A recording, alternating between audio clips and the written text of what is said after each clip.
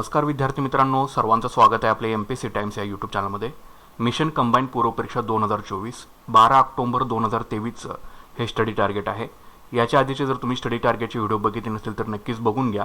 September आणि October महिन्याचं जर स्टडी टार्गेट तुम्हाला तर फॉलो करायचं असेल आणि तुम्ही नवीन असाल आणि तुम्हाला फॉलो करायचं आहे तर सप्टेंबरचा 1 दिवस आणि ऑक्टोबरचा 1 दिवस म्हणजे प्रत्येक दिवशी तुम्हाला 2 दिवसाचं टार्गेट जे आहे हे तुम्हाला पूर्ण करावं लागेल. ऑक्टोबर एंडिंगपर्यंत सप्टेंबर आणि ऑक्टोबर महिन्याचं मिळून जो काही अभ्यासक्रम आहे हा तुम्हाला ऑक्टोबर एंडिंगपर्यंत पूर्ण करायचा आहे. म्हणजे तुमचा 40% अभ्यासक्रम जो आहे हा तुमचा ऑक्टोबर एंडिंगपर्यंत पूर्ण होऊन जाणार आहे. ठीक आहे, तर आता सुरुवात करूया. तर पुढे जाण्याआधी नक्कीच तुम्ही व्हिडिओला लाईक करा, शेअर करा आणि चॅनलवरती नवीन असाल तर नक्की चॅनल आपलं सबस्क्राईब करून घ्या. तर अर्थशास्त्र हा विषय, तर अर्थशास्त्रामध्ये किरण देसलेंचा भाग 1 आणि रंजन कोळंबेंचं पुस्तक तुम्हाला वापरायचं आहे. तर याच्या आधी आपण दारिद्र्य, बेरोजगारी, दारिद्र्य निर्मूलन, रोजगार निर्मिती योजना, राष्ट्रीय उत्पन्न हे 4 चॅप्टर आपण संपवलेले आहेत. ठीक आहे, आणि 5वा चॅप्टर आपला सूरजाचं नाव आहे सार्वजनिक वित्त. तर याच्यामध्ये तुम्हाला आज लेखा अनुदान म्हणजे ओट ऑन अकाउंट हा जो कन्सेप्ट आहे, हा जो मुद्दा आहे हा तुम्हाला डिटेलमध्ये वाचून घ्यायचा आहे. तर याच्यामध्ये अजून वेगवेगळे अनुदान आहेत. अनुपूरक अनुदान, अतिरिक्त अनुदान, अधिक अनुदान, पत अनुदान किंवा प्रत्यय अनुदान, अपवादात्मक अनुदान आणि सांकेतिक अनुदान म्हणजे काय, ह्या ज्या सगळ्या कन्सेप्ट्स आहेत ह्या तुम्हाला अनुदानाच्या आज सगळ्या क्लिअर करून घ्यायच्या आहेत. ठीक आहे, सार्वजनिक वित्तामधलं हे तुमचं टार्गेट राहील. हे एकदा व्यवस्थित बघून घ्या किंवा याचा स्क्रीनशॉट करून घ्या. हे सगळे जे अनुदान आहेत याच्या कन्सेप्ट व्यवस्थितरित्या क्लिअर करून घ्या. आयोगाने कशा प्रकारे प्रश्न विचारलेले आहेत बघा. करताना किरण देसलेंचा भाग 1 आणि रंजन कोळंबे हे पुस्तक वापरायची आणि याच्यामधून हे सांगितलेले मुद्दे व्यवस्थितरित्या करून घ्या. हे झालं इकोचं टार्गेट. नंतर सामान्य विज्ञान विषयामध्ये या. सामान्य विज्ञानमध्ये वनस्पतीशास्त्र आपला विषय जो आहे याच्यामध्ये वनस्पतीचं वर्गीकरण आणि वनस्पती होती हे दोन्ही सुद्धा चॅप्टर संपलेले आहेत. याच्यात सब पॉईंट बघायचे असतील तर तुम्ही आधीचे झालेले आपले स्टडी टार्गेटचे व्हिडिओ बघून घ्या. आणि तिसरा चॅप्टर आपला जो आहे तो उच्चवर्गीय वनस्पतीतील प्रकाश संश्लेषण प्रक्रिया.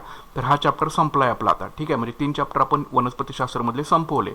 तर याची तुम्हाला उजळणी आणि MCQची प्रॅक्टिस जी आहे ती करायची आहे आणि आधी झालेली सुद्धा चॅप्टरची उजळणी आणि MCQची प्रॅक्टिस जी आहे ती कंटिन्युअसली करायची आहे. बऱ्याच्यासाठी संदर्भ पुस्तक आधी सांगून देतो. दी स्टंप पब्लिकेशनचं सामान्य विज्ञानचं पुस्तक, लुसेंट पब्लिकेशनचं सामान्य विज्ञानचं पुस्तक आणि 11वी 12वी स्टेट बोर्ड आणि NCERTचे पुस्तकं तुम्हाला या सामान्य विज्ञानासाठी विषयाच्या तयारीसाठी तुम्हाला वापरायचे आहेत. ठीक आहे, नंतर प्राणीशास्त्र विषयामध्ये प्राणी वर्गीकरण चॅप्टर संपलाय आणि प्राणी ऊती आपला चॅप्टर दुसरा सुरू आहे. ह्याच्यामध्ये अभिस ऋती तुम्हाला ऑलरेडी सांगितलं होतं, हे तुम्ही संपवलंय. आणि संयोजी होती हे कंटिन्युअस ठेवा. ठीक आहे, तर हे जर तुम्ही आधी वाचलेलं असेल तर इथला वेळ जो युटिलाइज आहे हा दुसऱ्यात जे तुम्हाला मी नवीन मुद्दे सांगतो त्याच्यासाठी तुम्ही तिकडचा वेळ वाचवू शकता. ठीक आहे, तर त्याच्यामध्ये जिथे तुमचा वेळ वाचू तिथे वेळ वाचवेन आणि जिथे तुम्हाला दुसरे मुद्दे करायचे असतील तिथे तुम्ही तिथला वेळ तिकडे युटिलाइज करू शकता. नंतर मानवी आरोग्यशास्त्रामध्ये मानवी पचन संस्था संपली, मानवी रक्ताभिसरण संस्था संपली आणि तिसरी संस्था आपली ज्याचं नाव आहे मानवी श्वसन संस्था. ठीक आहे, तर व्यवस्थितरित्या हे वाचून घ्यायचं आहे. नंतर रसायनशास्त्र विषयामध्ये अणुची संरचना चॅप्टर संपलाय, मूलद्रव्याचं आवर्ती वर्गीकरण चॅप्टर संपलाय. याची उजळणी आणि MCQची प्रॅक्टिस करा. यातले सब पॉईंट्स कुठले वाचायचे होते यासाठी तुम्हाला आधीचे झालेले स्टडी टार्गेटचे व्हिडिओज पाहावे लागतील. तिसरा चॅप्टर आपला सूरजाचं नाव आहे द्रव्याची संकल्पना, मापन आणि रासायनिक वर्गीकरण. ह्याच्यामध्ये concepts of matter, measurement and chemical classification असं नाव आहे त्याचं इंग्लिशमध्ये या चॅप्टरचं. तर त्याच्यामध्ये तुम्हाला आज ऑस्मोसिस नावाचा जो मुद्दा आहे हा व्यवस्थितरित्या वाचून घ्यायचा आहे. ऑस्मोसिस, ठीक आहे, ऑस्मोसिस नावाचा जो मुद्दा आहे हा व्यवस्थितरित्या तुम्हाला वाचून घ्यावा लागेल. ठीक आहे, तर व्यवस्थितरित्या वाचून घ्या. दिप्समच्या पुस्तकामधून वाचा, लुसेंटमधून वाचा. 11-12 स्टेट बोर्डमध्ये हा ऑस्मोसिस कुठे सापडतो का तुम्हाला ह्याच्याबद्दल डिटेलमध्ये माहिती जी आहे ते बघून त्याची व्हॅल्युएशन नोट्स बनवा. सिंपल. ठीक आहे, नंतर भौतिकशास्त्रामध्ये ध्वनी चॅप्टर संपलाय, प्रकाश चॅप्टर संपलाय. ह्याची उजळणी, गणिताची उदाहरणं आणि MCQची प्रॅक्टिस करा. प्रकाशची सुद्धा उजळणी, गणिताची उदाहरणे, MCQची प्रॅक्टिस करा. आणि तिसरा चॅप्टर आपला सौर फिजिक्समध्ये कार्य, ऊर्जा, शक्ती. तर याच्यामधली सगळी थिअरी आपण कव्हर केली आणि आता तुम्हाला आज फक्त याच्यावरची गणिताची जी उदाहरणं आहेत कार्य, ऊर्जा, शक्तीवरची, वर्क एनर्जी आणि पॉवरवरची, हे सगळी गणिताची उदाहरणं व्यवस्थितरित्या सोडून द्या. डिप्समच्या पुस्तकामध्ये तुम्हाला शेवटी सगळी उदाहरणं दिलेली आहेत, हे व्यवस्थितरित्या तुम्ही सोडून घ्या. ठीक आहे, तर व्यवस्थितरित्या बघा, स्टेप बाय स्टेप चला, व्यवस्थितरित्या अभ्यास तुमचा पूर्ण होऊन जाईल. तर हे झालं सामान्य विज्ञानचं टार्गेट. त्याच्यानंतर पुढे राज्यशास्त्र विषयामध्ये या. राज्यशास्त्रामध्ये लक्ष्मीकांतचं पुस्तक वापरायचं आहे आणि रंजन कोळंबेंचं पुस्तक राज्यशास्त्रासाठी वापरायचं आहे. त्याच्यामध्ये घटनेची निर्मिती, राज्यघटनेची प्रमुख वैशिष्ट्ये, राज्यघटनेची मूलभूत संरचना, राज्यघटनेचा सरनामा, संघराज्य आणि त्याचं क्षेत्र, नागरिकत्व, हे 6च्या 6 चॅप्टर तुमचे पूर्ण झालेले आहेत. आणि 7वा सुद्धा चॅप्टर आता आज आपला संपून जाईल. त्याच्यामध्ये समतेचा हक्क तुम्ही वाचला, स्वातंत्र्याचा हक्क वाचला, शोषणाविरुद्धचा हक्क वाचला, धार्मिक स्वातंत्र्याचा हक्क वाचला, सांस्कृतिक आणि शैक्षणिक उपाययोजना हक्क वाचला, घटनात्मक उपाययोजना होण्याचा हक्क वाचला, सैन्य दल आणि मूलभूत हक्क त्यांचं वाचलं, मूलभूत हक्कासंदर्भामध्ये सध्याची स्थिती वाचली, मूलभूत हक्का याबाबतचा अपवाद तुम्ही सगळा वाचला काल. आता तुम्हाला आज फक्त जे काही सर्व कलम आहेत याची एकदा सगळी उजळणी करून घ्या, म्हणजे तुमचा हा चॅप्टर जो आहे हा तुमचा आज संपून जाईल. म्हणजे 7च्या 7 चॅप्टर तुमचे पॉलिटीमधले जे आहेत ते संपून जातील. ठीक आहे, उद्यापासून नवीन चॅप्टर इकडे चालू करूया. पंचायत राजसाठी किशोर लवटेचं सुंदर पुस्तक वापरायचं आहे. तर याच्यामध्ये 73वी घटना दुरुस्ती संपली, 74वी घटना दुरुस्ती संपली, पंचायत राजविषयक विविध समित्या संपल्या. कुठले सब पॉईंट्स होते पॉलिटीचे तुम्हाला सांगितले, ह्याच्यातले कुठले सब पॉईंट वाचायचे होते, ह्याच्यातले कुठले सब पॉईंट वाचायचे होते, यासाठी तुम्हाला आधीचे झालेले स्टडी टार्गेटचे व्हिडिओज तुम्हाला केअरफुली बघावे लागतील. ठीक आहे, कुठलेही मुद्दे त्यातले मिस आउट करू नका. आणि चौथा चॅप्टर आपला सुरू केलं ज्याचं नाव होतं ग्रामपंचायत. तर ग्रामपंचायतमध्ये आज महाराष्ट्र ग्रामपंचायत अधिनियम 1958 नुसार जे काही सर्व कलमांची यादी दिलेली आहे किशोर लवटेंच्या पुस्तकामध्ये ते एकदा तोंडपाठ करून टाका, लिहून काढा, सारखी सारखी उजळणी करा. नंतर ग्रामपंचायत निवडणुकीसाठी एक तक्ता दिलेला आहे पुस्तकामध्ये, तो सुद्धा व्यवस्थितरित्या वाचून घ्या. आणि रहिमतपूर या ग्रामपंचायतीबद्दलची माहिती सुद्धा तुम्ही वाचून घ्या. तर हे 3 मुद्दे जे आहेत हे तुम्हाला ग्रामपंचायतीमधले आज करायचे आहेत, म्हणजे हा तुमचा ग्रामपंचायत चॅप्टर सुद्धा संपून जातोय. ठीक आहे, म्हणजे 4 चॅप्टर याचे होतील, 7 चॅप्टर पॉलिटीचे आपले क्लिअर आउट होऊन जातील. तर हे झालं पॉलिटी आणि पंचायतीचं टार्गेट. त्याच्यानंतर पुढे भूगोलाचं टार्गेट बघूया. भूगोलामध्ये तुम्हाला महाराष्ट्राच्या भूगोलाला AB सौदी आणि कोळंबे किंवा द्वीपस्तंभमधलं कुठलं एक पुस्तक वापरा. भारताच्या भूगोलाला कोळंबे किंवा द्वीपस्तंभमधलं कुठलं एक पुस्तक वापरा आणि माजिद हुसेनचं पुस्तक वापरा. आणि जगाच्या भूगोलासाठी AB सौदीचं पुस्तक इथं वापरायचं आहे. ठीक आहे, तर महाराष्ट्राच्या भूगोलामध्ये महाराष्ट्राची प्राकृतिक रचना चॅप्टर संपला, महाराष्ट्राची राजकीय आणि प्रशासकीय रचना चॅप्टर संपला आणि महाराष्ट्राची भूगर्भ रचना चॅप्टर संपला. म्हणजे 3 चॅप्टर आपले महाराष्ट्राच्या भूगोलामधले संपलेले आहेत. तर आज आपण 4था चॅप्टर सुरू करतो ज्याचं नाव आहे महाराष्ट्राची नदी प्रणाली. का ही नदी प्रणाली चालू केली आहे? कारण इकडे सुद्धा नदी प्रणाली आपण भारताची चालू केलेली आहे. ठीक आहे, तर दोघांची ॲट ए टाइम आपण संपून टाकणार आहे. तर याच्यामध्ये तुम्हाला आज पठारावरील नदी प्रणाली आणि कोकणातील नदी प्रणालीची वैशिष्ट्ये काय त्या नद्यांची हे तुम्हाला आज व्यवस्थितरित्या वाचून घ्या. पठारावरील नदी प्रणाली आणि कोकणातील नदी प्रणालीची काय वैशिष्ट्ये आहेत हे व्यवस्थितरित्या तुम्हाला आज वाचून घ्यायचे महाराष्ट्राच्या नदी प्रणालीमध्ये. नंतर जगाच्या भूगोलामध्ये भूरूपी चॅप्टर आहे, तो संपलेला आपला, त्याची उजळणी MCQची प्रॅक्टिस करा. दुसरा चॅप्टर इथं वारे आहे, तोच मुद्दा तुम्हाला सुद्धा कंटिन्यू ठेवला जो काल ठेवला होता, हवेच्या दाबाचे पट्ट्याचं आंदोलन म्हणजे भारपट्ट्याचं दक्षिणोत्तर स्थलांतर. हा 1 महिना आपण याला घेणार, लक्षात ठेवा.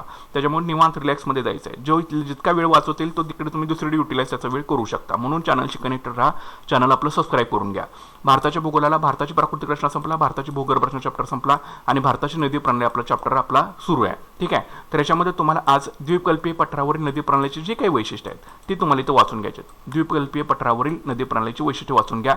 आणि त्याच्यामध्ये ह्या द्वीपकल्पीय पठारावरच्या नद्या आहेत, लुनी नदी, साबरमती नदी, माही नदी, शरावती नदी, नर्मदा नदी आणि तापी नदी. ह्या नद्यांची डिटेलमध्ये तुम्हाला माहिती आज वाचून घ्यावी लागेल.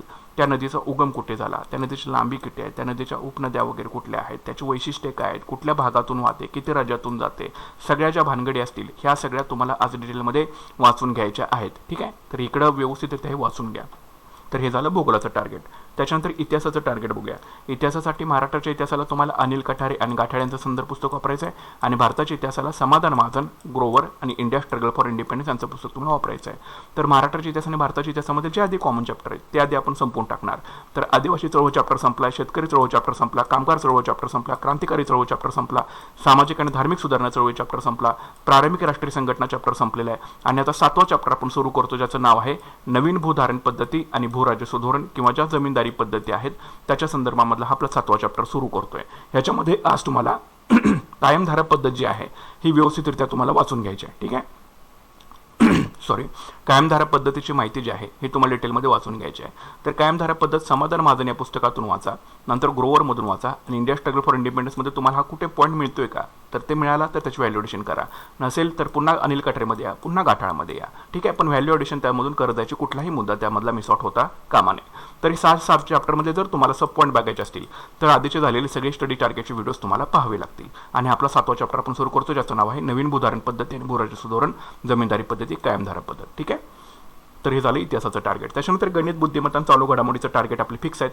गणितासाठी नाव आणि प्रवाह, लसावे आणि मसावे हे 2 चॅप्टर्स ऑक्टोबर एंडिंगपर्यंत तुमचे पूर्ण व्हायला पाहिजेत. आणि बुद्धिमत्तेसाठी नातेसंबंध, कालमापन आणि कॅलेंडर हे जे 2 चॅप्टर्स आहेत हे तुमचे ह्या ऑक्टोबर एंडिंगपर्यंत पूर्ण व्हायला पाहिजे. जास्तीत जास्त सोडवा, जितकी गणितं सोडवता येतील तितके जास्त गणितं सोडवा. अरे प्रत्येक दिवशी एक जरी तुम्ही प्रकार केला नाही यातला, प्रत्येक दिवशी एक प्रकार त्यातला करा आणि त्याच्यावरचे एक्झाम्पल्स त्या प्रकारावरचे 3-4 एक्झाम्पल सोडवा. तुमचं पाठ होऊन जाईल. कसाही विचारू दे मग त्याच्यावरती, तुम्हाला हे सुटलंच पाहिजे. ठीक आहे, आपल्याकडे जेवढे सोर्सेस आहेत ते अतिशय सुंदर पद्धतीने आपल्याला करायचे. तुम्हाला याच्यात आउट ऑफ आउट नाही मिळेल तर चालते, पण ॲटलीस्ट 55% तरी तुमचा स्कोर हा गणित आणि बुद्धिमत्ता व्हायलाच पाहिजे. तो होऊ शकतो जर तुम्ही प्रॅक्टिस केली तर. ठीक आहे, तर हे गणित आणि बुद्धिमत्ताचं टार्गेट आहे. ह्याच्यासाठी संदर्भ पुस्तक बघा, सचिन सचिन ढवळीचं संदर्भ पुस्तक इथं वापरा गणित बुद्धिमत्तेला, आणि संदीप अरगडेचं इथं गणित आणि बुद्धिमत्तेला जे आहे ते गणित आणि बुद्धिमत्तेचं पुस्तक इथं तुम्ही वापरू शकता. ठीक आहे. ज्या चॅप्टरसाठी तुम्हाला ज्या पुस्तकातली मेथड अतिशय सोपी वाटते त्या चॅप्टरसाठी तेच पुस्तक फॉलो करा. ठीक आहे. चालू घडामोडीसाठी परिक्रमाचं मॅगझिन तुम्हाला वापरायचं आहे,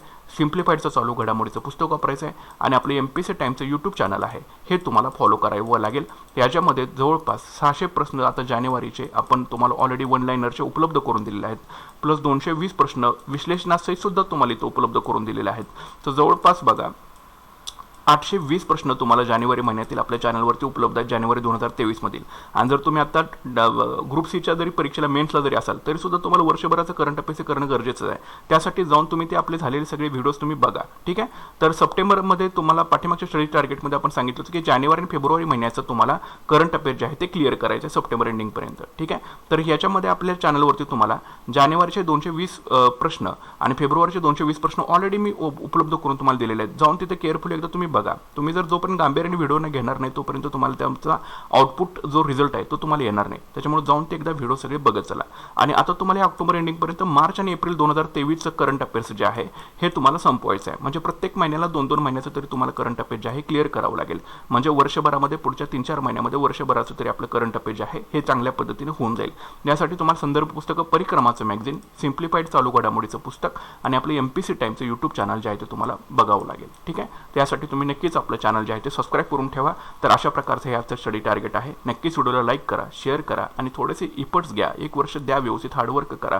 नक्कीच तुम्हाला पोस्ट 2024 मध्ये जे आहे ती मिळून जाईल. आणि चॅनल आपलं नक्कीच सबस्क्राईब करून घ्या. भेटूयात पुढच्या व्हिडिओ सेशनमध्ये. Thanks for watching guys and all the best.